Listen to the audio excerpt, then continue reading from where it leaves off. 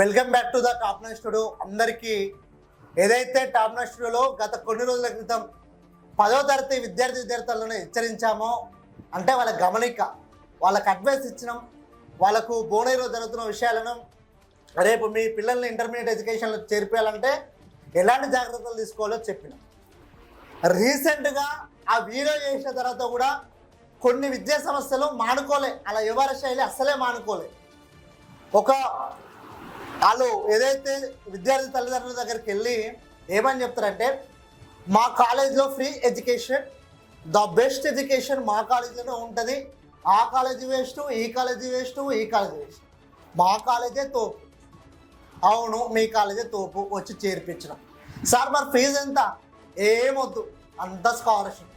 ఏంటి sir scholarship? సరే స్కాలర్షిప్కి ఏమేం కావాలి sir? Cash, income, Aadhaar card, మీ పాస్పోర్ట్లు, బ్యాంక్ అకౌంట్ ఇస్తే సరిపోతుంది, మేమే అప్లై చేసుకుంటాం అంటాం. రీసెంట్గా మన దృష్టికి వచ్చింది, మన దగ్గర ఆధారాలు ఉన్నాయి, పక్కా ఎంక్వైరీ చేసినాం, దానిపైన మేము పక్కా సమాచారంతోనే ముందుకు వచ్చినాం. అసలు ఏం జరిగిందో చూసే ప్రయత్నం చేద్దాం.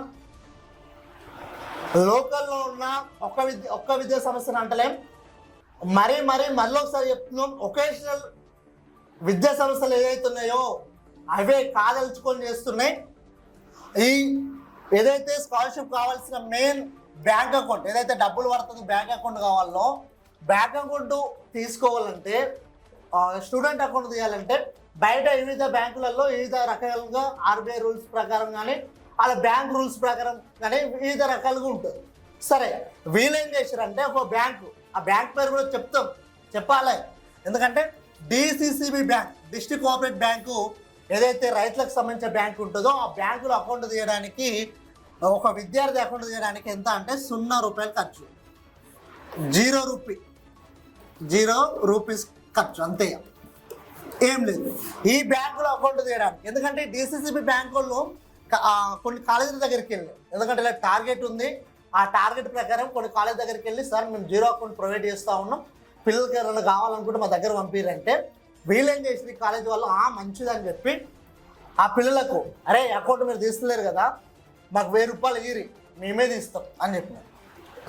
ఆ 1000 రూపాయలు ఇస్తే ఆ బ్యాంక్ అకౌంట్లో డిపాజిట్ చేయొచ్చు అని కొందరు అనుకుంటారు. మా దగ్గర ఆధారాలు ఉన్నాయి, ₹1 డిపాజిట్ చేయలే, 200 రూపాయలు డిపాజిట్ చేసిరు, ఆ 200 రూపాయలు కూడా ఏటీఎం కార్డుకు. మరి ఈ 1000 రూపాయలు ఎందుకు తీసుకుంటారు సార్ అని అడిగితే, మీ అకౌంట్లోనే ఉంటాయని చెప్పినారు. ఏ అకౌంట్లో లేవు, నాకు తెలుసు సార్, నేను చూసినాం, చూపిస్తాం, ప్రూఫ్స్ కూడా చూపిస్తాం, 0 రూపీస్ అవసరం. మరి ఇలా 1000 రూపాయలు ఎందుకు తీసుకుంటారు?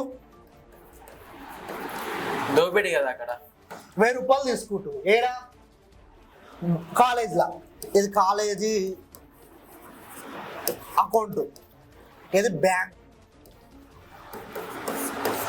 కాలేజీలో అకౌంట్ కోసం సంప్రదిస్తే 1000 రూపాయలు, బ్యాంక్ వెళ్తే 0 రూపీస్. మరి బ్యాంక్ అయినా అడిగినాం, సార్ 0 రూపాయలు కదా మీ బ్యాంకులో అకౌంటు, మరి 1000 రూపాయలు ఎందుకు సార్ అంటే, 1000 రూపాయల విషయం మాకు తెలియదు కానీ మేము 200 రూపాయలు అయితే అకౌంట్లో డిపాజిట్ పెట్టుకుంటున్నాము అన్నారు. ఎందుకు సార్ అంటే, ఈ 200 రూపాయలు మేము ఏటీఎం ఇస్తున్నాము, ఏటీఎం కోసం ఛార్జెస్ అని చెప్పి. సరే, ఏటీఎం కోసం 200 రూపాయలు ఇచ్చారు. 1000 రూపాయలకి వెళ్ళి ఏటీఎంకు 200 రూపాయలు పోయినాయి.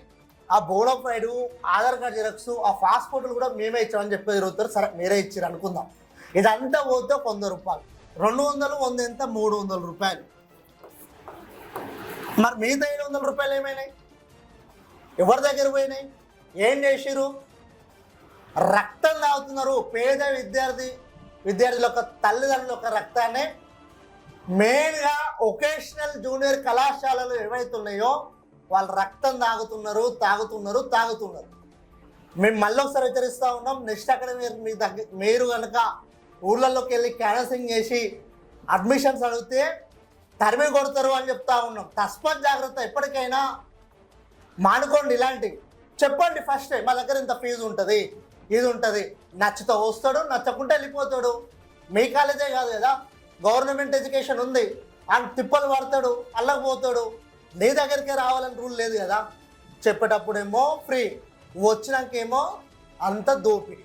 ఏమంటారు అంటే, వీళ్ళది సామెత ఉంటుంది, ఇక ఓడెక్కేదాకా ఓడమల్లం, ఒడ్డు దిగినాక ఒడ్డు మల్లం, అట్లుంటుంది. వీళ్ళది. వాళ్ళ కాలేజీకి వచ్చేదాకా వాళ్ళ ఫోన్ కూడా వాడనిస్తారు కొన్ని విద్యా సంస్థలు.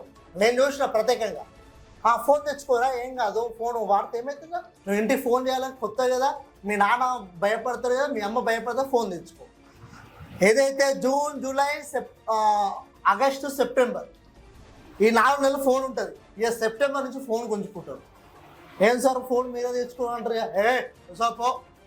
సరే ఫోన్ తీసుకోవడం మంచిదే, మీకు కాదంటలేం, కానీ ఫోన్ అలవాటు చేయడం కూడా మీ తప్పే కదా, ఫస్ట్ అది మీ తప్పే కదా. అందుకే ఇప్పటికైనా ప్రైవేట్ వొకేషనల్ జూనియర్ కళాశాల యజమానానికి భువనగిరి జిల్లా కేంద్రంలో ఉన్న మరీ చెప్తా ఉన్నాం, మీ వొకేషనల్ కాలేజ్ యొక్క రీతి రివాయ్ ఇంకా మూటే చెప్పలేము, మార్చుకోండి. పద్ధతి కాదు సార్. పేదలు ఇక్కడికి వచ్చి ఫ్రీ ఎడ్యుకేషన్ చదవాలనే ఆకాంక్షతో, కోరికతో, వాళ్ళ చదువు మీద ఇంట్రెస్ట్తో ఇక్కడికి వచ్చి చదువుకుంటా ఉన్నాం. ఎన్నో భయ ప్రయాసాలకు, బస్సులు ఉన్నా బస్సులు లేకున్నా, టైంకు తిండి ఉన్నా తిండి లేకున్నా వీరికి వచ్చి చదువుకోవాలనే ఉద్దేశంతో మీ దగ్గరికి వస్తూ ఉన్నాం. వాళ్ళని మోసం చేయకండి. అదే మోసం చేయాలని ఉంటే వేరే బిజినెస్ పెట్టుకోండి, చాలా బిజినెస్ ఉంది. మీకు ఏదైనా సజెషన్ కావాలా, మంచి బిజినెస్ ఉంది చెప్తా. ఇప్పుడు ఈడ అంటే బాగుంటుంది, కానీ ఆ బిజినెస్ పేరు కూడా చెప్తా. మీకు తెలుసు, నాకు కూడా తెలుసు. ఆ బిజినెస్ పెట్టుకోండి సార్, బాగుంటుంది, అద్భుతంగా నడుస్తుంది. Thank you. మీ రీతి రివాయ్ మార్చుకోండి.